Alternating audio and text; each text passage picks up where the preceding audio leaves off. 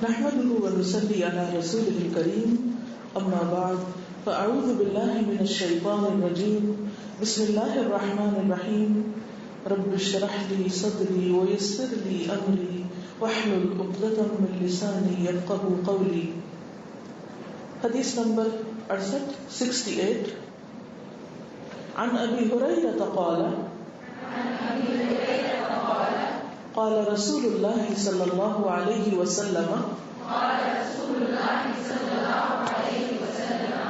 من عرض عليه ريحان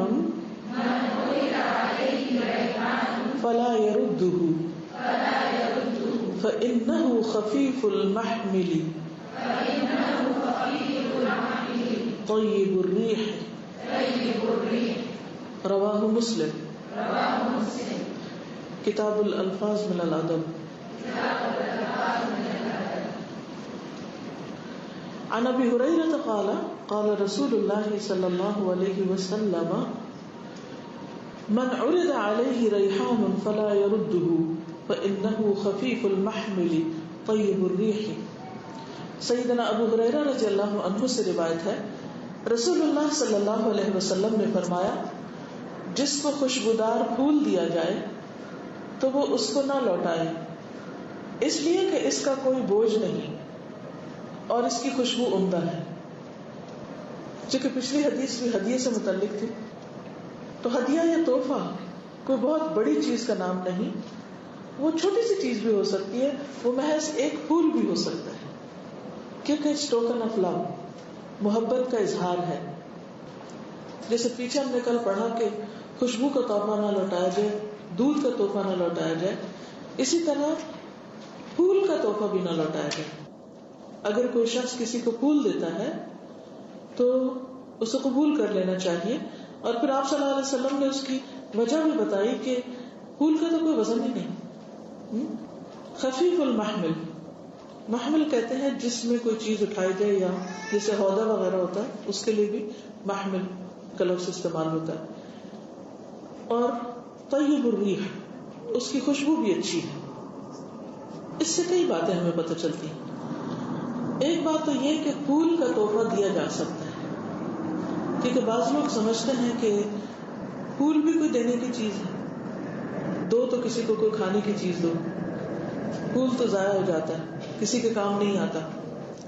تو پھول کا تحفہ دینا ناپسندیدہ نہیں، لیکن پھر بات وہی ہے کہ اس میں اسراف نہ ہو. ایسا پھول ہو جس کی خوشبو بھی ہو، صرف اس کا رنگ ہی نہ ہو اور صرف اس کا بظاہر ڈیکوریشن ہی نہ ہو. پھر اسی طرح یہ ہے کہ بہت زیادہ نہ ہو، ہر چیز اپنی حد کے اندر اچھی لگتی، کیونکہ یہاں پر خفیف المحمل کی بات ہوئی ہے. اتنا کہ دینے والا آسانی سے دے اور اٹھانے والا آسانی سے اس کو اٹھا سکے اور اس سے مستفید ہو، اس کو دیکھ کے خوش ہو، اس کی خوشبو سونگھ کر اس سے استفادہ کرے اور اس کے لیے خوشی کا باعث ہو. بعض اوقات ہم ایک حدیث کو لے لیتے ہیں لیکن اس کی روح پر عمل نہیں کرتے کہ حدیث میں اگر پھول کا ذکر آیا تو اس کے ساتھ دو اور چیزیں بھی آئی ہیں، تو ہم کیا کرتے ہیں اس کے ایک جز کو لے لیتے ہیں کہ جی پھول کا ذکر ہے، لہذا پھولوں کے گلدستے، بوکے، یہ ساری چیزیں پھر ہم اتنا حد سے ان میں بڑھ جاتے ہیں کہ وہ بعض اوقات دینے والے خود اٹھا نہیں سکتے، لینے والے اس کو لے نہیں پاتے، یا پھر لے کے ان کے اوپر ایک بوجھ سا پڑ جاتا ہے. تو ہر چیز اس طریقے پر کی جائے کہ جس سے اس سنت کی روح بھی قائم رہے. ان اللہ لا يحب المعتدین، اعتداء کرنے والے، حد سے بڑھنے والے، زیادتی کرنے والے. ان اللہ لا يحب المسرفین، مسرفین یعنی اسراف کرنے والے، اپنی حیثیت سے بڑھ کے کام کرنے والے، یہ لوگوں کو اللہ پسند نہیں کرتا، یہ اللہ کی محبت سے خارج ہوتے ہیں. لہذا پھول کا تحفہ ایک بہت خوبصورت تحفہ ہے جس کا خاص طور پر حدیث میں ذکر آیا ہے، اور اس کی بنیادی وجہ خوشبو کی اپنی اہمیت ہے. خوشبو کے بارے میں اسلام کیا کہتا ہے؟ جہاں تک تحفے کا تعلق ہے وہ تو آپ پہلے بھی پڑھ چکے ہیں. نبی صلی اللہ علیہ وسلم کی پسندیدہ ترین چیزوں میں سے ایک چیز خوشبو بھی تھی. مسند احمد کی ایک روایت میں آتا ہے، عن انس ان النبی صلی اللہ علیہ وسلم قال حبب الی من الدنیا النساء والطیب. انس رضی اللہ عنہ سے مروی ہے کہ نبی صلی اللہ علیہ وسلم نے فرمایا دنیا میں سے بھی دنیا کی چیزوں میں سے مجھے دو چیزوں کی محبت دی گئی، النساء عورتیں، والطیب اور خوشبو. عام طور پر یہ سمجھا جاتا ہے کہ عورت کی اسلام میں کوئی اہمیت نہیں یا عورت کو ایک گئی گزری چیز سمجھا جاتا ہے. ہمارے دین میں ایسا نہیں ہے. نبی صلی اللہ علیہ وسلم نے عورت کو ایک خاص مقام دیا ہے. آج صبح میں اپنے بیٹے کو کچھ آیات پڑھا رہی تھی تو اس میں آتا ہے کہ طلاق یافتہ عورت جو ہے اگر اس کا پہلا شوہر دوبارہ اس کو نکاح کا پیغام بھیجے تو اس کے گھر والے جو ہیں اس کو مجبور نہ کریں، اور عورت کو یہ رائٹ ہے کہ اس رشتے کو ایکسپٹ کرے یا نہ کرے یا اس کا انکار کرے. کیونکہ ایک موقع پر ایک صحابی نے اپنی بہن کو منع کیا تھا کہ تم دوبارہ اس شخص کے ساتھ نکاح نہیں کرو گی جس نے تمہیں طلاق دے دی، کیونکہ ایک طلاق کے بعد یا دو طلاق کے بعد اگر عدت پوری ہو چکی تو دوبارہ بھی نکاح ہو سکتا ہے. لیکن عام طور پر اس کو انا کا مسئلہ بنا دیا جاتا ہے. تو اس میں یہ ہے کہ جب ہمارے دین نے یہ اجازت دی، یہ رخصت دی کہ لڑکی وہاں پر فیصلہ کرے یا لڑکی کو اختیار دیا جائے، تو بڑا حیران ہوا، کہنے لگا کہ اٹس ناٹ پیرنٹس سے کہ وہ نہیں اب یہاں بات کریں گے، اب لڑکی کی چوائس دیکھی جائے گی. ان کا کہا لڑکی کی چوائس دیکھی جائے گی. یہاں بھائی کو بھی روکا گیا کہ وہ بیچ میں انٹرفیئر نہ کرے، باپ کو بھی روکا گیا کہ وہ لڑکی کے جذبات کا خیال رکھے، اور اگر واپس وہ اپنے پہلے گھر پہ جانا چاہتی تو اس کو جانے دیا جائے. پھر اسی طرح انہی آیات میں ایک دو چیزیں اور بھی آئیں تو آخر کہنے لگا کہ it's not always men who make fuss, عورتوں کا بھی قصور ہوتا ہے.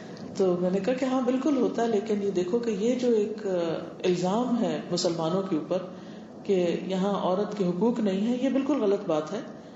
عورت کا ایک مقام ہے، ایک درجہ ہے. اور اگلی حدیث آ بھی عورت کے بارے میں رہی، انشاءاللہ وقت ہوگا تو میں اس کی بھی وضاحت کروں گی. تو میں جب یہ پڑھ رہی تھی حدیث تو مجھے اتنی خوشی ہوئی کہ اللہ کے رسول صلی اللہ علیہ وسلم نے عورت کو ایک محبوب چیز قرار دیا ہے، ایک پسندیدہ چیز قرار دیا ہے، اور خوشبو کے ساتھ اس کا ذکر کیا ہے. جس طرح خوشبو کی ایک لطافت ہے، ایک ڈیلیکیسی ہے، اسی طرح عورت کی بھی ایک ڈیلیکیسی ہے. تو آپ صلی اللہ علیہ وسلم نے بطور خاص خوشبو کا ذکر کیا ہے یہاں پر. نبی صلی اللہ علیہ وسلم خود بھی ہمیشہ خوشبو لگاتے تھے. ابراہیم بیان کرتے ہیں کہ جب رسول اللہ صلی اللہ علیہ وسلم تشریف لا رہے ہوتے تھے تو عمدہ خوشبو سے پتہ چل جاتا تھا کہ آپ تشریف لا رہے ہیں، یعنی آپ کے آمد پر خوشبو کا احساس ہوتا تھا.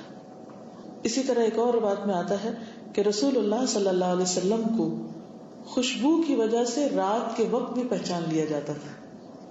ہمارے یہاں تو لائٹس ہوتی ہیں نا تو شکل سے پہچانے جاتے ہیں، لیکن آپ صلی اللہ علیہ وسلم اندھیرے میں بھی اگر گزرتے تھے تو خوشبو کی وجہ سے پہچان لیا جاتا تھا کہ آپ گزرے، کیونکہ طہارت اور صفائی ستھرائی یہ ایمان کا حصہ ہے.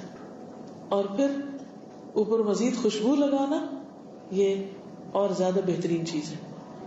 پھر اسی طرح حضرت عائشہ رضی اللہ تعالی عنہا سے مروی ہے کہ حجۃ الوداع کے موقع پر احرام باندھنے سے پہلے اور احرام کھولنے کے بعد انہوں نے خود اپنے ہاتھوں سے حضور صلی اللہ علیہ وسلم کو غریرہ کی خوشبو لگائی تھی.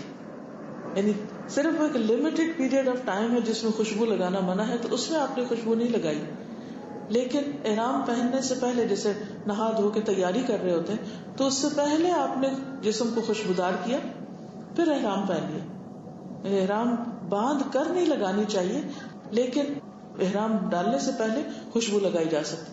تو آپ صلی اللہ علیہ وسلم کو حضرت عائشہ نے لگائی. پھر جب آپ نے جو ہی احرام کھولا اور آپ حلال ہوئے تو سب سے پہلی چیز جو تھی پھر خوشبو لگائی گئی تھی. تو اس سے بھی اندازہ لگائیے کہ خوشبو لگانے کی کتنی اہمیت ہے، اور نبی صلی اللہ علیہ وسلم کی ایک کتنی خوبصورت سنت ہے جس کو اگر ہم ثواب سمجھ کر کریں اور سنت کی پیروی سمجھ کر کریں تو اس پر اجر بھی ہے. آپ صلی اللہ علیہ وسلم نے کستوری کی خوشبو کو پسندیدہ خوشبو قرار دیا. حدیث میں آتا ہے کہ ایک مرتبہ آپ کے سامنے کستوری کا ذکر ہوا تو آپ نے فرمایا وہ سب سے عمدہ خوشبو ہے. آپ کو معلوم ہے نا کہ کستوری کہاں سے آتی؟ نہیں معلوم؟ کیا کہیں اگتی؟ بولی شہز ہرن کی ناف سے. ہر ہرن میں نہیں ہوتی لیکن اس کا سورس تو بہرحال وہی. باقی خوشبوؤں کا سورس جو ہے وہ یا تو نباتاتی ہیں یا پھر یہ کہ وہ کوئی اور ہے. تو اس میں یہ ہے کہ نبی صلی اللہ علیہ وسلم نے جو اینیمل اوریجن خوشبو ہے یعنی کستوری اس کو پسند کیا ہے، یعنی بہترین خوشبو قرار دیا اس کو. پھر اسی طرح آپ صلی اللہ علیہ وسلم کے پاس ایک سکہ تھا، یعنی ایک کنٹینر تھا جو بہت سی عمدہ خوشبوؤں کا مجموعہ تھا، یعنی مکس بھی کی ہوئی تھی، اس سے آپ خوشبو لگایا کرتے تھے. پھر خوشبو میں یعنی آپ اپنے جسم پر لگانے کے علاوہ گھر میں بھی بخور جلاتے تھے، جسے دھونی لگانا کہتے ہیں، عربی بخور کہتے ہیں اس کو، بخارات سے ایک طرح سے. نافع رضی اللہ عنہ کہتے ہیں کہ ابن عمر رضی اللہ عنہ جب بخور یعنی دھونی لیتے تو دوسری خوشبوئیں ملائے بغیر نام کی بخور لیتے تھے، اگربتی نہیں جس کو ہم کہتے ہیں. کبھی کافور بھی ملا لیا کرتے تھے، یعنی مکس کر لیا کرتے کافور اور اگر. پھر فرماتے کہ نبی صلی اللہ علیہ وسلم بھی اسی طرح بخور لیتے تھے، یعنی آپ کا بخور بھی ایسا ہی ہوتا تھا، یعنی خود کو خوشبو لگانے کے علاوہ گھر کو بھی معطر کیا جا سکتا. ہم نے اس کی ریپلیسمنٹ کس سے کی ہوئی ہے؟ Air freshener.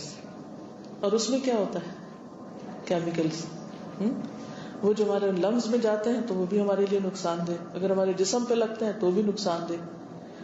لیکن جب خوشبو جلا کے مخصوص قسم کی عود یا امبر یا جو وٹ ایور لکڑی میں ہو یا چھوٹے چھوٹے وہ لبان ہوتا ہے جیسے، تو اس کو جلایا جائے تو اس سے نہ صرف یہ کہ گھر سے جرمز بھی چلے جاتے ہیں، ڈس انفیکٹنٹ بھی ہوتا ہے. یہ مجھے یاد ہے کہ بہت چھوٹی تھی تو اس وقت گھر میں اس طرح کے یہ ایئر فریشنر اس وقت نہیں ہوا کرتے تھے، نہ اس کا رواج تھا، تو یا تو اگربتی لگا کرتی تھی یا پھر اسی قسم کی چیزیں لبان وغیرہ جلا کے تو پورے گھر کے اندر اس کو ڈس انفیکٹ، جیسے کسی کو بخار ہو گیا ہے یا کوئی وبا پھیلی ہوئی ہے تو ایک طرح سے بطور علاج بھی اس کو استعمال کیا جاتا تھا.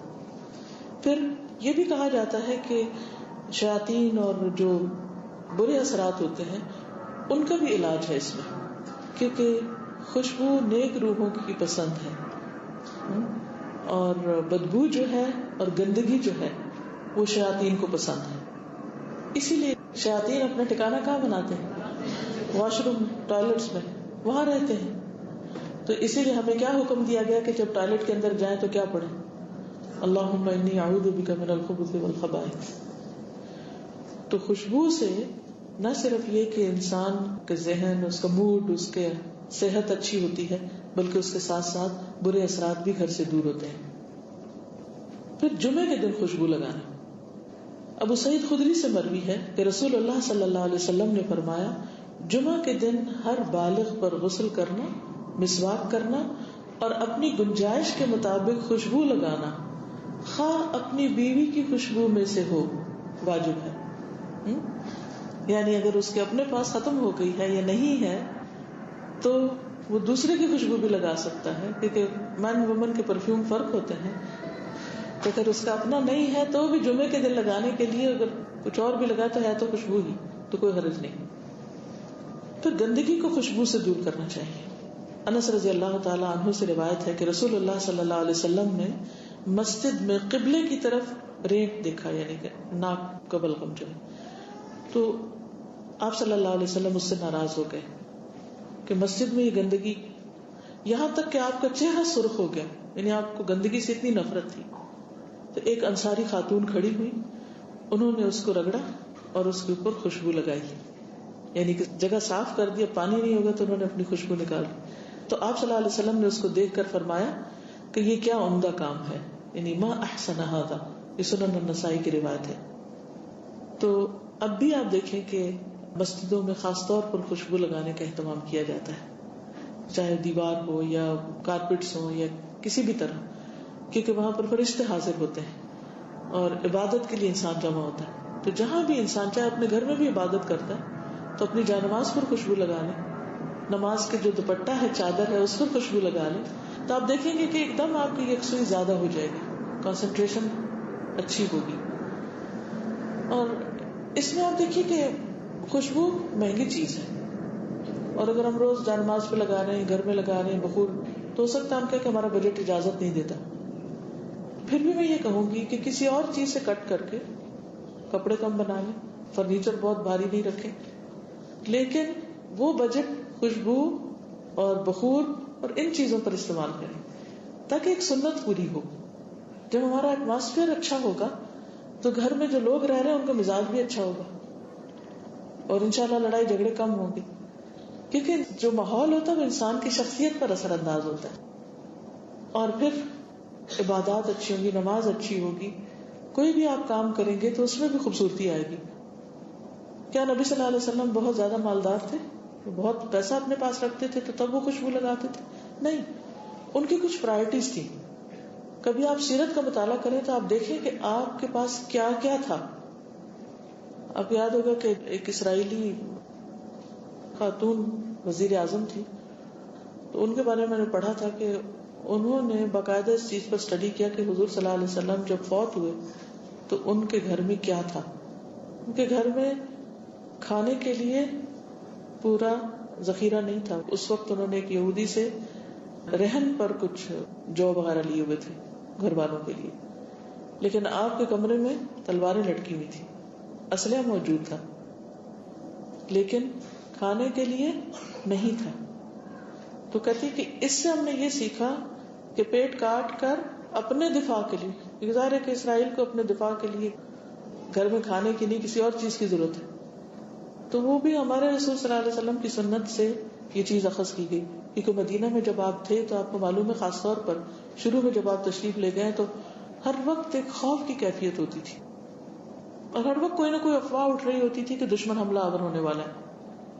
تو اس اعتبار سے بھی, اور ابھی تک بھی, یعنی آپ صلی اللہ علیہ وسلم کی وفات تک اگرچہ دین قائم ہو چکا تھا, لیکن آپ کو معلوم ہے کہ حضرت ابوبکر کے آتے ہی کس طرح لوگ پھر مرتد ہو گئے اور کس طرح ہلچل ہو گئی, اور کچھ لوگوں نے زکوٰۃ دینے سے انکار کر دیا. تو وہ اس وقت کی ضرورت تھی اپنا دفاع.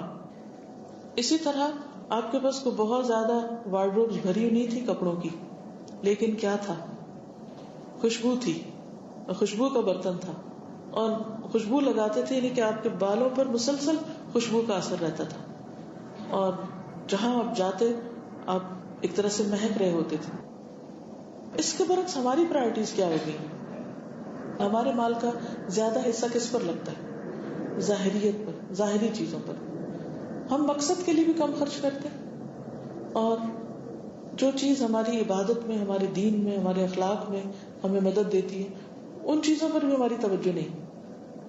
صاف ستھرا رہنے کے لیے یعنی کپڑے بہت سارے پہن لیں گے, لیکن بعض اوقات دیکھا یہ گیا کہ لوگ اتنے قیمتی کپڑے پہنے ہوتے ہیں, لیکن اگر آپ ان کے قریب جائیں تو اتنی بری اسمیل آ رہی ہوتی ہے, کیونکہ وہ بار بار اتار کے وہی پہنے, وہی نہ ان کو ڈرائی کلین کرایا نہ دھویا, کیونکہ وہ اتنے بھاری کپڑے ہیں تو دھوئے کون, اور دھو کے تو ستیہ ناش ہو جائیں گے, اور پھر روز ڈرائی کلین بھی نہیں ہو سکتے.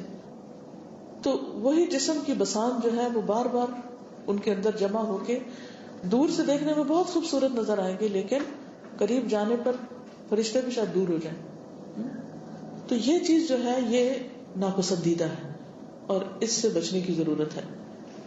پھر مہندی جو ہے, مہندی کی خوشبو وہ بھی پسندیدہ ہے, اور یہ سلسلۃ الاحادیث صحیحہ میں ہے. عبداللہ بن عمر سے روایت ہے کہ رسول اللہ صلی اللہ علیہ وسلم نے فرمایا, اہل جنت کے خوشبودار پودوں کی سردار مہندی ہے. obviously یہاں کی مہندی اور وہاں کی مہندی میں فرق ہوگا, لیکن یہ ہے کہ مہندی کی خوشبو بھی اچھی خوشبو میں شمار ہوتی. پھر جنت میں خوشبو کا بازار ہوگا. صحیح مسلم اور مسند احمد کی روایت ہے, اور الفاظ جو ہیں یہ مسند احمد کے ہیں. حضرت انس رضی اللہ عنہ سے روایت ہے کہ رسول اللہ صلی اللہ علیہ وسلم نے فرمایا, اہل جنت کے لیے ایک بازار لگایا جائے گا جہاں وہ ہر جمعہ کو آئیں گے. فرائیڈے سوق, جمعہ بازار. اس میں مشک کے ٹیلے ہوں گے, مشک یعنی مسک جو اس کے ٹیلے ہوں گے, ماؤنٹینز. جب وہ اس بازار کی طرف نکلیں گے تو ہوا چلے گی جس سے ان کے چہروں, کپڑوں اور گھروں میں مشک بھر جائے گی, یعنی پوری طرح وہ ان کے جسم کو لگ جائے گی, اور اس سے ان کا حسن و جمال مزید بڑھ جائے گا. جب وہ اپنے اہل خانہ کے پاس واپس آئیں گے تو وہ کہیں گے کہ یہاں سے جانے کے بعد تو تمہارے حسن و جمال میں مزید اضافہ ہو گیا. یعنی جب وہ بازار سے ہو کر آئیں گے تو کہیں گے تم تو پہلے سے بھی زیادہ خوبصورت ہو گئے, پہلے سے بھی اچھے ہو گئے. اور ہم لوگ جب بازار سے ہو کر آتے ہیں تو سگریٹ کی بو اور پسینے کی بو اور پتہ نہیں کیا کچھ ساتھ چپک جاتا ہے اور آپ کو دل چاہتا ہے کہ کپڑے اتار کے سیدھے لانڈری میں ڈال دیں. لیکن جنت کے بازار سے جب لوگ واپس آئیں گے تو خوشبو میں مہک رہے ہوں گے اور ان کا حسن بھی زیادہ ہو چکا ہوگا. وہ لوگ اپنے اہل خانہ سے کہیں گے کہ ہمارے پیچھے تو تمہارا حسن و جمال بھی خوب بڑھ گیا ہے. اہل جہنم کے عذاب میں مسلسل اضافہ کیا جائے گا. قرآن مجید میں آتا نا فذوقوا فلن نزیدکم الا عذابا، چکھو ہم نہ زیادہ کریں گے تم کو مگر عذاب میں، یعنی عذاب ہی بڑھتا چلا جائے گا، بڑھتا چلا جائے گا. اسی طرح اہل جنت کا حسن اور جمال اور ان کی خوبصورتی مسلسل بڑھتی چلی جائے گی. تو دونوں اپنے اپنے انجام میں مزید اضافے کی طرف جا رہے ہوں گے. پھر اسی طرح یہ کہ خوشبو کا تحفہ لوٹایا نہ جائے. عذرا بن ثابت کہتے ہیں کہ میں ثمامہ بن عبداللہ کی خدمت میں حاضر ہوا تو انہوں نے مجھے خوشبو دی اور بیان کیا کہ انس رضی اللہ عنہ خوشبو کو واپس نہیں کرتے تھے. ثمامہ نے کہا کہ انس کہتے تھے کہ نبی صلی اللہ علیہ وسلم خوشبو کے تحفے کو واپس نہیں کرتے تھے، یعنی خوشبو کو لوٹاتے نہیں تھے. کان لا يرد الطیب، صحیح بخاری کی روایت. پھر ابو ہریرہ رضی اللہ تعالیٰ عنہ سے مروی ہے کہ رسول اللہ صلی اللہ علیہ وسلم نے فرمایا جس شخص کے سامنے خوشبو پیش کی جائے اسے وہ رد نہیں کرنی چاہیے کیونکہ اس کا بوجھ ہلکا اور مہک عمدہ ہوتی ہے. ایک روایت میں ریحان کا لفظ ہے اور دوسری روایت میں طیب کا لفظ ہے کہ طیب بھی یعنی خوشبو کبھی بوجھ نہیں ہوتا. یعنی مثال کے طور پر آپ دیکھیں کہ بڑے سے بڑے خوشبو کے کنٹینر کتنے ہیوی ہوں گے بنسبت کسی اور چیز کے. عام طور پر تو چھوٹے چھوٹے پیکٹس میں آتی ہے خوشبو، تو اس لیے کہا کہ وہ کسی کے لیے بوجھ نہیں ہے. اس کا اٹھانا، اس کا سنبھالنا، اس کا استعمال وہ ایک خوشگوار عمل ہے. خوشبو ایسی چیز ہے نا کہ جب آپ اس کو دیکھتے بھی ہیں تو ایک دفعہ خوش ہو جاتے. خوشبو. لیکن یہ یاد رکھیے کہ مردوں اور عورتوں کی خوشبو میں فرق ہوتا ہے. صرف وہ نہیں جو مین ویمن کے پرفیومز مختلف ہیں، اس کے علاوہ بھی. اور وہ فرق دینی اعتبار سے کیا ہے؟ عمران بن حسین سے روایت ہے کہ اللہ کے نبی صلی اللہ علیہ وسلم نے فرمایا میں ارغونی رنگ ارجوان اس کی رنگ کی زین پر سوار نہیں ہوتا اور نہ ہی معصفر یعنی زعفران رنگ کا کپڑا پہنتا. نبی صلی اللہ علیہ وسلم زعفرانی رنگ کا کپڑا نہیں پہنتے تھے یا زعفران میں رنگا ہوا کپڑا نہیں پہنتے تھے اور نہ اس رنگ کی زین کے اوپر سوار ہوتے تھے. آپ یوں سمجھے کہ جیسے کشن یا چادر یا، اور نہ ہی میں وہ قمیص پہنتا ہوں جس میں ریشم لگا ہو، یعنی مکس ریشم کے کپڑے. حسن نے جو راوی ہیں اپنی قمیص کے گریبان کی طرف اشارہ کیا اور فرمایا کہ خبردار، مردوں کی خوشبو وہ ہے جس میں مہک ہو رنگ نہ ہو، یعنی مرد وہ خوشبو استعمال کر رہے ہیں، اور عورتوں کی خوشبو وہ ہے جس میں رنگ ہو مگر مہک نہ ہو. یعنی عورتوں کی خوشبو جیسے میک اپ ہے یا کلر ہے کسی بھی چیز کا تو اس سے منع نہیں کیا گیا، لیکن اس کی خوشبو پھیلے نہیں جو خاص طور پر گھر سے باہر لگائی جائے. گھر کے اندر مہکنے والی لگا سکتے ہیں لیکن گھر سے نکلتے وقت ایسی خوشبو نہ لگائی جائے جو مردوں تک پہنچے یا پورے بازار میں مہک رہی ہو. اس سے منع کیا گیا.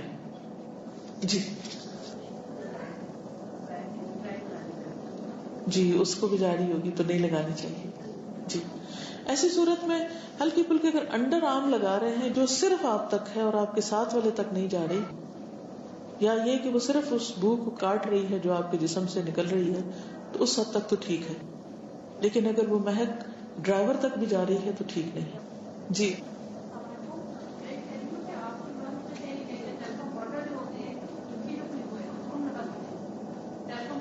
دیکھیے قسم تو کوئی بھی چیز ہوتی ہے، کریم ہو سکتی ہے، ٹیلکم پاؤڈر ہو سکتا ہے، پرفیوم ہو سکتا ہے، کوئی بھی چیز، لیکن وہ خوشبو دوسرے تک یعنی مردوں تک نہیں جانی چاہیے. یہ اصول ہے. اب آپ خود ڈیسائیڈ کر لیجئے کہ کون سا ٹیلکم پاؤڈر اس کی خوشبو بالکل اتنی ہے کہ آپ کے جسم اور کپڑے تک رہے گی اور کون سی ایسی ہے کہ جو دوسروں تک بھی جائے گی.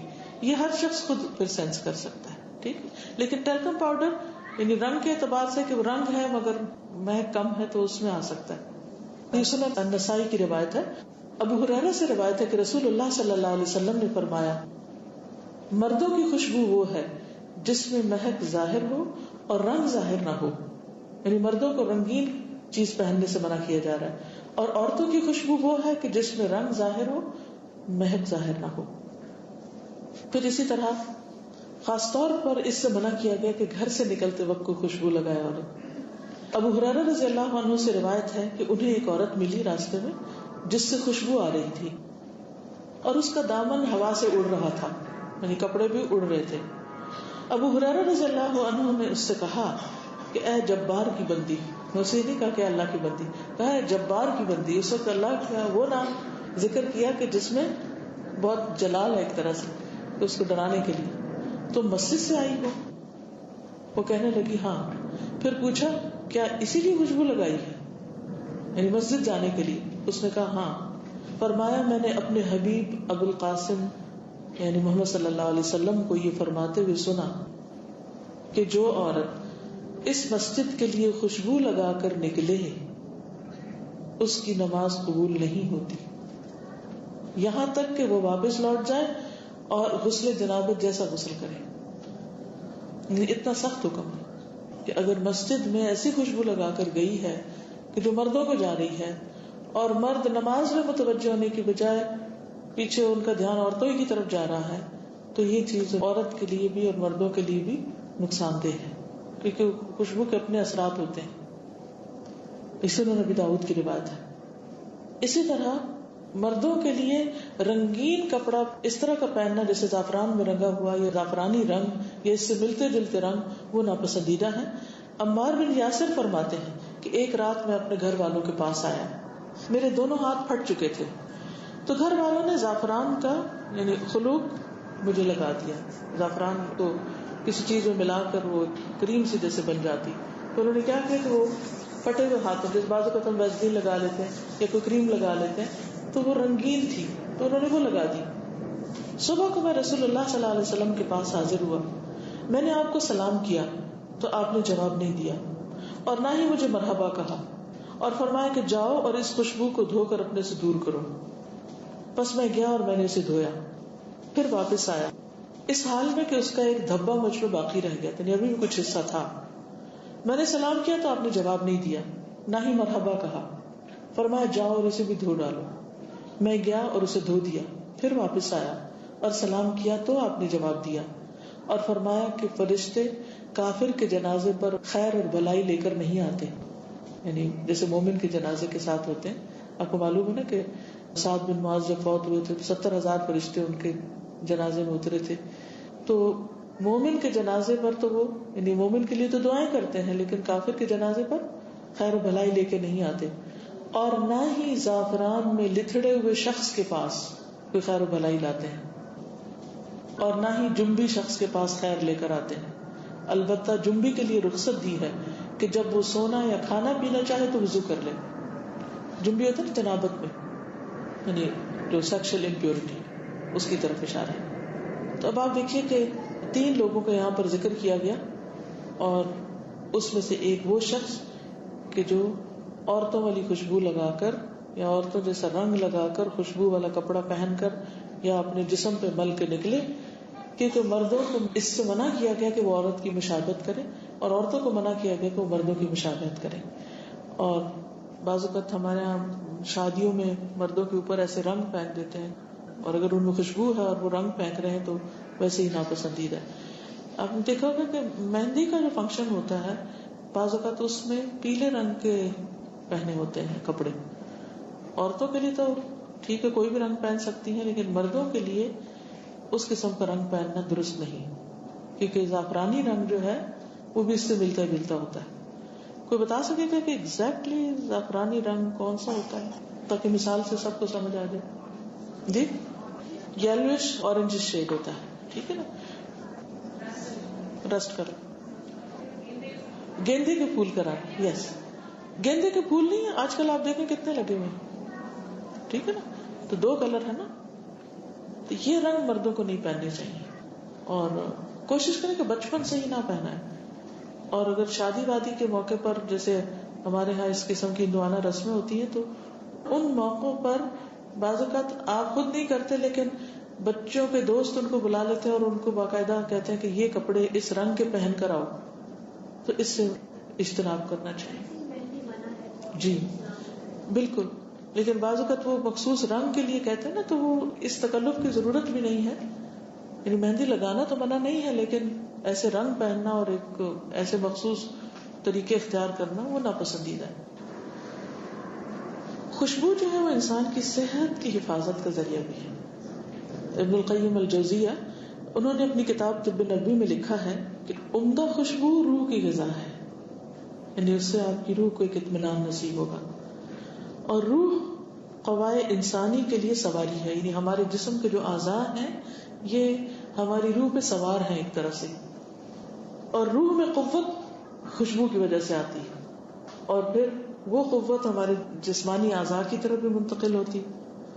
اور قوا میں خوشبو سے بالیدگی آتی ہے، یعنی ہمارے جو اعضاء وغیرہ ہیں، دل، دماغ اور تمام باطنی اعضاء کو نفع پہنچتا ہے.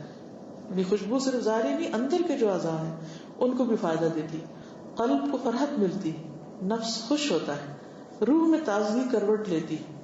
خوشبو روح کے لیے نہایت موزوں ہے اور جان بخش، یعنی انرجی کا سبب ہے. روح اور عمدہ خوشبو کے درمیان قریبی تعلق پایا جاتا ہے. اس لیے نبی صلی اللہ علیہ وسلم کے نزدیک دنیا کی 2 محبوب ترین چیزوں میں سے ایک خوشبو تھی. خوشبو کی خاصیت یہ ہے کہ فرشتے اسے پسند کرتے ہیں اور شیاطین اسے ناپسند کرتے ہیں. لیکن حیرت کی بات ہے کہ آپ کو بھی یاد ہوگا بچپن میں شاید آپ سے بھی کہا گیا خوشبو نہیں لگاتی لڑکیاں، ان پہ جنات آ جاتے ہیں. سنا تھا آپ نے کبھی؟ یہ بھی ایک مت ہے. خوشبو پہ جنات نہیں آتے، گندگی پہ جنات آتے ہیں.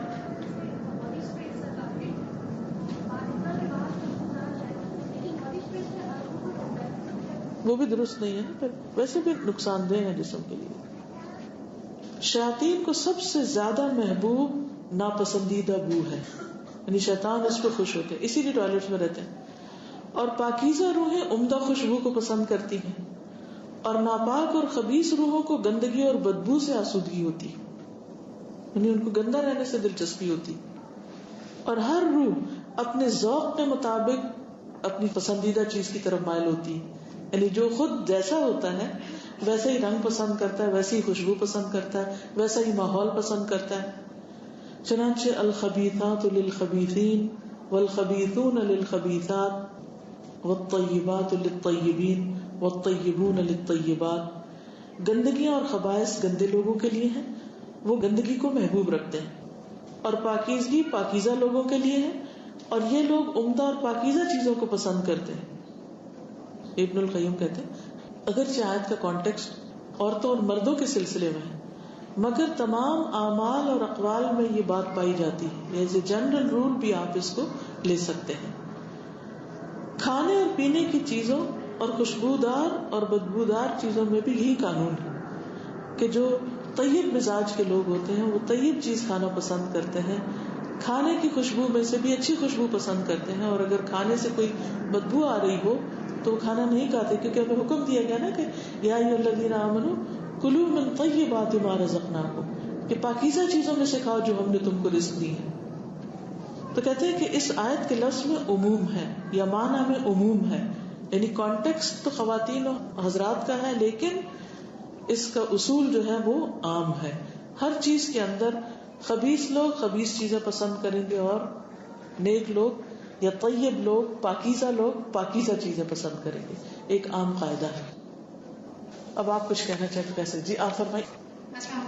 وعلیکم السلام. دو سوال پوچھتے ہیں. ایک تو پرفیومز میں الکوہل کی کوانٹٹی ہوتی ہے، تو کیا یہ لگا سکتے ہیں لوگ، خالی ختم لگانا چاہیے؟ دوسرا سوال کہ لوگ یہ کہتے ہیں کہ شام کے ٹائم عطر وغیرہ نہیں لگانے چاہیے. شام کے ٹائم پرفیوم لگانے کی کہیں ممانعت نہیں آئی. جتنی بھی خوشبو وغیرہ سے متعلق حدیثیں تھی ان کو اکٹھا کرنے کی کوشش کی گئی ہے، اور اس میں کہیں بھی ایسا نہیں ہے کہ دن یا رات کے کسی حصے میں خوشبو لگانے سے منع کیا گیا. صرف ایک موقع ہے اور وہ ہے احرام کا. حالت احرام میں خوشبو سے منع کیا گیا ہے. اور جہاں تک آپ کے پہلے سوال کا تعلق ہے کہ پرفیوم کے اندر جو الکوہل ہوتا ہے، دیکھیے کہ کچھ چیزیں ہوتی ہیں نجس ہوتی ہیں، جیسے مثال کے طور پہ پیشاب، لیکن الکوہل جو ہے وہ بعین ہی نجس نہیں ہوتی. یعنی اگر کسی کا ہاتھ الکوہل میں لگ گیا تو وہ بنی ہوئی کس سے ہے، کس سے بنتی ہے؟ انگور سے بنتی ہے یا اور اسی طرح کی چیز سے. تو جو چیز منع ہے اس کی انٹاکسیکیشن ہے کہ اس سے نشہ ہوتا ہے، اس لیے کھانا پینا اس کا منع ہے. لیکن اگر وہ باہر کسی چیز میں لگائی جا رہی ہے یا اس کے اندر کوئی رنگ گھولا جا رہا ہے یا کسی اور چیز کی صفائی اس کے ساتھ کی جا رہی ہے تو اس حد تک رخصت ہے. اسی طرح پرفیوم اس میں پریزرو کی گئی، کیونکہ پریزرویٹو بھی ہے نا، اگر وہ اس میں پریزرو کی گئی ہے، ایز لانگ ایز وہ آپ کھا نہیں رہے یا آپ کے جسم کے اندر نہیں جا رہی، کپڑے کے اوپر آپ نے اس کو چھڑک دیا ہے یا کسی کمرے کے اندر چھڑک دیا ہے، تو وہ تھوڑی دیر کے بعد وہ اڑ جاتی ہے، وہ کہیں رکی نہیں رہتی، جمی نہیں رہتی. تو اس حد تک اس کی گنجائش ملتی ہے. لیکن احتیاط کا تقاضا یہ ہے کہ ایسی چیز اگر گیلی گیلی لے کے آپ نماز پڑھنا شروع کر دیں گے تو اس کے اندر ایک مہک بھی ہوتی ہے عجیب طرح سے. تو ایسی چیزوں میں سے نہیں جسے پسندیدہ آپ کہہ سکتے ہیں. لیکن اگر اس میں خوشبو غالب ہے، اور الکوہل کے اثرات اس میں کچھ خوشبو ایسی ہوتی ہیں، الکوہل کی مہک زیادہ ہوتی ہے اور خوشبو بہت کم ہوتی ہے، اور کچھ ایسی ہوتی ہے جس میں خوشبو غالب ہوتی ہے اور الکوہل اس میں محسوس نہیں ہوتا. اگر وہ اسپرے آپ نے لگایا بھی ہے تو باقی چیزیں اڑ جائیں گی، تو وہ اس طرح بذات ہی حرام نہیں ہوگی. جی آپ فرمائیے. وعلیکم السلام. جی پوچھنا تھا کہ آج کل آدمیوں کا تو آپ نے جیسے کہا کہ وہ خوشبو لگا سکتے ہیں، لیکن جو ٹرینڈ ہو گیا ہے، جب فار ایگزامپل ہم بھی جب کہیں جاتے ہیں تو وہ وہاں جنہوں نے خوشبو لگائی ہوتی ہے ہماری توجہ ان کے اوپر ذرا چلی جاتی ہے، اور کئی ینگ لڑکیوں کو بھی اس طرح یا لیڈیز کو بھی کہتے سنیں کہ that main smells really good. تو آج کل کے جو حالات جا رہے ہیں، آپ کو لگتا ہے کہ آدمی کو تھوڑا احتیاط اس معاملے میں کر لینی چاہیے کہ وہ ایک فتنے کا جو اندیشہ ہے کہ جب وہ اچھی خوشبو لگا کے نکلیں گے تو عورتیں انفیکٹ ہوں گی ظاہر ہے. تو آپ کا کیا مطلب جن کے ینگ بچے ہیں ان کو کیا کرنا چاہیے کہ آپ بہتر ہے گاڑی لگا کے رکھیں خوشبو؟ دیکھیے کہ پہلی بات یہ یاد رکھیے کہ جو چیز نبی صلی اللہ علیہ وسلم نے کی ہے یا جس میں پسندیدگی کا اظہار کیا ہے، ہمیں اس کو روکنا نہیں چاہیے. ہمیں یہ دیکھنا چاہیے کہ ہماری لڑکیاں ایسے لڑکوں یا مردوں کے پاس جائیں کیوں، کیا کام ہے ان کا وہاں. روکنے کی چیز تو یہ ہے کہ فتنے کے راستے سے روکنا چاہیے، نہ کہ مردوں کو خوشبو لگانے سے روک دیا جائے تو ان کو آکورڈ ہو جائے گا. اسی طرح یہ ہے کہ جیسے ینگ بچے ہیں آپ کے لڑکیاں، اور آپ کو پتا ہے کہ یہ مکس اسکول میں پڑھنے کے لیے جا رہے ہیں یا کسی مکس گیدرنگ میں جا رہے ہیں، تو اس وقت ان کو روکیے کہ آپ ایسی جگہ پر جا رہے ہیں تو وہاں پر آپ ان چیزوں سے پرہیز کریں. لیکن اس ایز اے جنرل رول آپ اس کو روک نہیں سکتے. ٹھیک جی.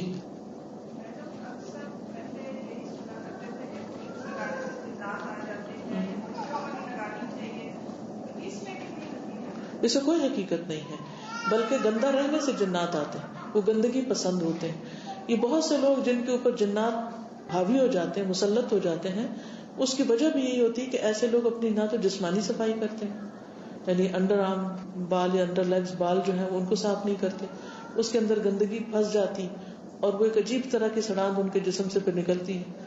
تو وہ پھر ایسے جنات اور ایسے نجس شیاطین کو اٹریکٹ کرنے کا باعث بنتی ہے. تو جو لوگ صاف ستھرے رہتے ہیں اور اپنی جسمانی صفائی اور طہارت کا خیال رکھتے ہیں، استنجا ٹھیک سے کرتے ہیں، ناخنوں اور بالوں کی صفائی کرتے ہیں، کپڑوں کی صفائی رکھتے ہیں، تو فرشتے تو ان کے پاس آتے ہیں، لیکن نجس شیاطین جو ہیں وہ ان سے نفرت کرتے ہیں. استاذہ یہاں پہ بتایا گیا ہے کہ عائشہ رضی اللہ عنہا محمد صلی اللہ علیہ وسلم کو عطر لگاتی تھی جب وہ باہر جاتے تھے.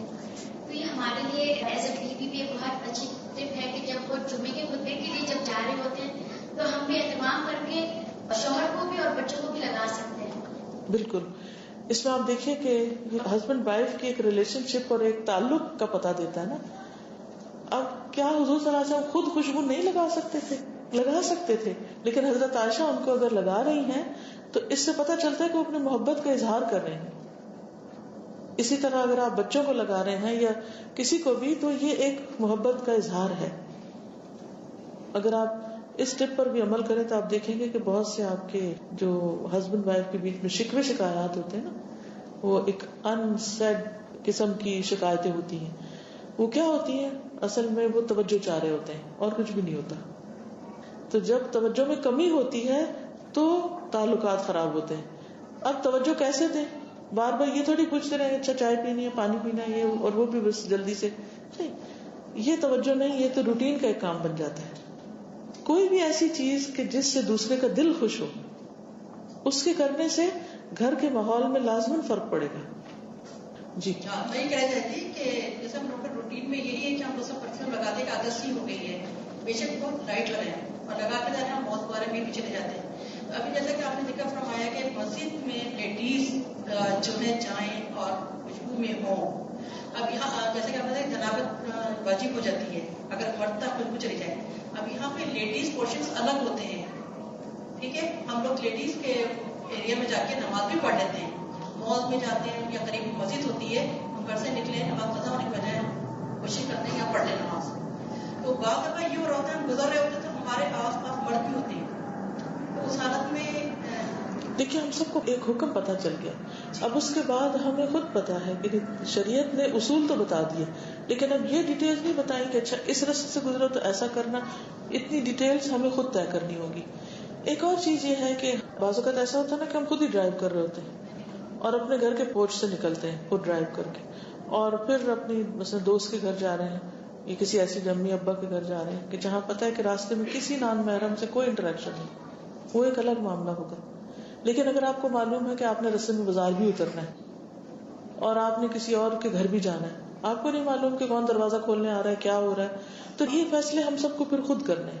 اصول معلوم کر کے یہ دیکھنا ہے اللہ نے عقل دی ہے کہ کہاں کیا کر سکتے ہیں اور کیا نہیں. ٹھیک ہے،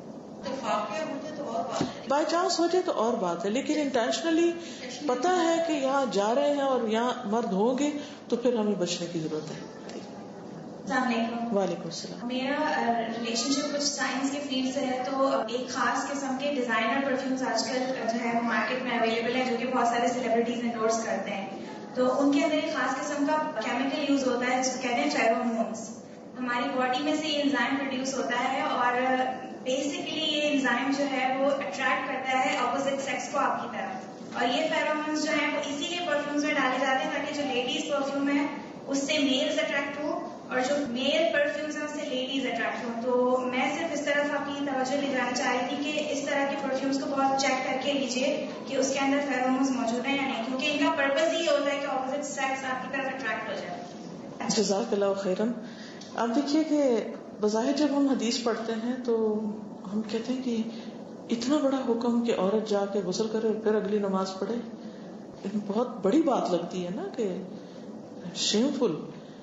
لیکن اللہ کے رسول صلی اللہ علیہ وسلم نے کوئی باتیں اپنے پاس سے نہیں کہی، ان پر وحی آتی تھی اور اللہ کو پتا تھا کہ انسانوں کی کمزوریاں کیا ہیں، ویکنیسز کیا ہیں، اور کون کہاں کس کے لیے فتنے کا باعث ہے اور کس کو کہاں رک جانا چاہیے تاکہ وہ دوسرے کو مصیبت میں نہ ڈالے.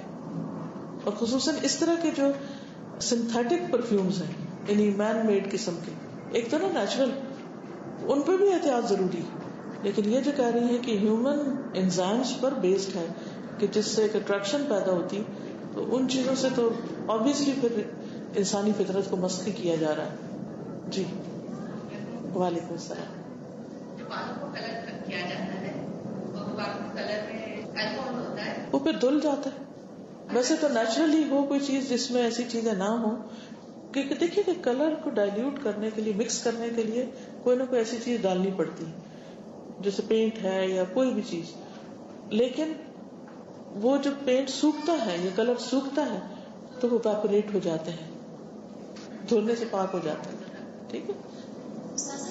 فریش لگی ہوئی مہندی جو ہوتی ہے اس کی مہک بہت تیز ہوتی ہے، وہ اگر لگائی اور اسی سے ریلیٹڈ اگر سے، لیکن مہندی جب ہم لگاتے ہیں وہ اوپر اسمیکس کے یہ بھی ایک اٹریکشن ہوتی ہے اگر جو مہندی جو مکس ہوتا ہے ان دونوں چیزوں میں. لیکن ناخن کی مہندی سے خوشبو تھوڑی آتی اور اس حد تک یعنی ما ظہر منہا میں آ جاتی ہے نا. وعلیکم السلام. جیسے آپ نے بولا کہ مہندی لگانا سنت ہے، کبھی ایمرجنسی مہندی ہوتی ہے اس کو آپ لگاتے ہیں تو بہت جلدی کلر آ جاتی ہے اور ایک اسکن کے اوپر ایک پیسی چل جاتی ہے، کیا وہ لگانا بھی صحیح ہے؟ اسکن پہ جس مہندی سے طے لگتی ہے اگر آپ نے وضو کیا اور وہ طے نہیں اتری تو وضو نہیں ہوگا. لگانے میں تو لگا کے رکھ لیں، جتنی دیر مرضی آپ لگائے رکھیں، لیکن جب نماز کا وقت ہوگا تو آپ کو وہ اتارنی پڑے گی. ایک چھوٹے سے ذرے برابر بھی وہ نہیں لگی رہنی چاہیے. ٹھیک ہے جی. وعلیکم السلام. صفائی کا کوئی وقت مقرر ہے تو ایسا چاہ گیا کہ شام کو نہیں کرنی چاہیے، رزق کی کمی ہوتی ہے، ایسا کچھ بھی نہیں ہے. صفائی کسی بھی وقت کر سکتے ہیں، لیکن جسمانی صفائی جو ہے وہ 40 دن کے اندر اندر لازم کر لینی چاہیے. ٹھیک ہے. السلام علیکم. وعلیکم السلام. اوقات ایسا ہوتا ہے کہ شادی بیاہ کے موقع پہ مردوں کے ہاتھوں میں مہندی لگائی جاتی ہے، کیا یہ جائز ہے؟ ابھی آپ نے دیکھا نا کہ زعفرانی رنگ سے منع کیا گیا ہے، تو مہندی کا رنگ بھی ایسے ہی کچھ نکلتا ہے، تو مردوں کو اس طرح کلر نہیں لگانا چاہیے ہاتھ پر. اچھا، اور ایک آپ سے بات مطلب شیئر کر رہی تھی کہ آج کل آپ نے خوشبو کیس ہے کہ آپ کی ایروما تھراپی نکلی ہوئی ہے، جس سے جو لوگوں کا ذہنی تعصب جو ہو جاتے ہیں ان کا علاج ہو رہا ہے. ایروما تھراپی، یس، جزاک اللہ خیرا. جو آپ نے اچھی بات یاد کرائی کہ ایروما تھراپی سے بہت سے ذہنی امراض کا علاج کیا جاتا ہے. تو خوشبو کی جو ابھی ابن القیم نے بھی کئی سو سال پہلے گزرے ہیں، لیکن اللہ نے لوگوں کو بھی اتنی حکمتیں دی، اور جو طب نبوی کے حوالے سے انہوں نے باتیں کی ہیں، اور پھر خوشبو علاج بھی ہے ایک طرح سے. تو دس از رائٹ. جی اسی سے بات کرنا چاہتی ہوں کہ جیسے مریض ہوتے ہیں یا محتاج ہوتے ہیں، بہت بوڑھے لوگ ہوتے ہیں، سزا کو نہیں نہا سکتے، ان کو صرف یہ خوشبو، اللہ تعالیٰ کی ہر چیز میں کوئی بہتری ہے. جب آپ ان کو دیتے، میں خود اپنی ایسے میری سانس نہیں کرتا نہیں باتھ روم جا سکتی یا سردی کی وجہ سے نہیں نہا سکتی، تو تھوڑا سا جیسے قطرے ڈال کے اس میں پانی میں گرم کر کے کرتے تو وہ ایک دم اس طرح سے فریش ہوتی ہے. ہر چیز کا اللہ تعالیٰ نے ایک توڑ نکالی. بالکل. یعنی جیسے بوڑھے ہو جاتے ہیں، بیڈ ریڈن لوگ ہوتے ہیں، ان کو ہر وقت نہلانا بڑا مشکل ہے، تو اسپنجنگ بھی اگر آپ کر رہے ہیں تو پانی کے اندر تھوڑی سی خوشبو ڈال لیں تو وہ ایک دم فریش ہو جائیں گے، یعنی کہ لائولی. جی کس سے متعلق؟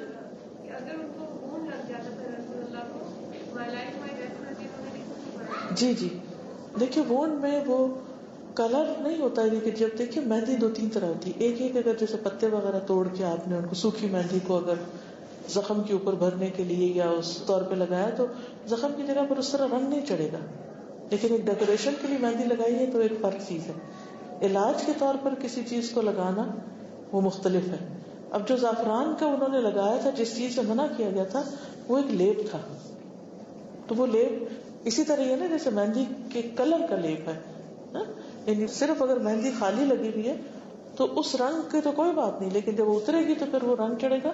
تو مرد کا ہاتھ عورت کی طرح لگے گا، اور عورت سے مشابہت بنا ہے مردوں کو. یہ بھی آپ کو معلوم ہے نا کہ ایک روایت میں آتا ہے کہ ایک عورت کا ہاتھ تھا، تو آپ نے فرمایا کہ عورت کا یا مرد کا، تو یہ ڈفرینشیٹ بھی اسی سے ہی ہوتا ہے. جی مجھے سوال یہ پوچھنا تھا استاذہ کہ بال جب سفید ہو جاتے ہیں تو مہندی لگا سکتے ہیں؟ بالکل لگا سکتے ہیں مہندی. وہی آپ کو بس ایک بات میں کہنا جی چاہتی ضرور. ہوں کہ جیسے نا یہ حدیث میں اور پھر پہلے اپنے مسافہ کے بارے میں پڑھی کہ صحابی ہاتھوں پہ خوشبو لگاتے ہیں، تو مجھے لگ رہا تھا کہ مومن کا جو امیج ہے نا بہت پلیزنٹنس والا ہے. مجھے یاد ہے میری بہن کی بیٹی آپ سے ملنے آئی تو بار بار آپ کے پاس جا رہی تھی، تو میں نے ان سے کہا کہ کیوں تم لوگ جا رہے تھے، ان کو تنگ کر کے ان سے خوشبو بہت اچھی آ رہی تھی. تو باقی ایک اٹریکشن بھی ہوتی ہے، پلیزنٹنس کی فیلنگ آتی ہے. ٹھیک ہے. وآخر دعوانا الحمد للہ رب العالمین. سبحانک اللہم وبحمدک نشہد ان لا الہ الا انت نستغفرک ونتوب الیک. السلام علیکم ورحمۃ اللہ وبرکاتہ. ویڈیو کے نیچے سبسکرائب کے بٹن پہ کلک کریں، بیل کے آئیکن پہ کلک کیجیے تاکہ ہر نئی ویڈیو کی نوٹیفیکیشن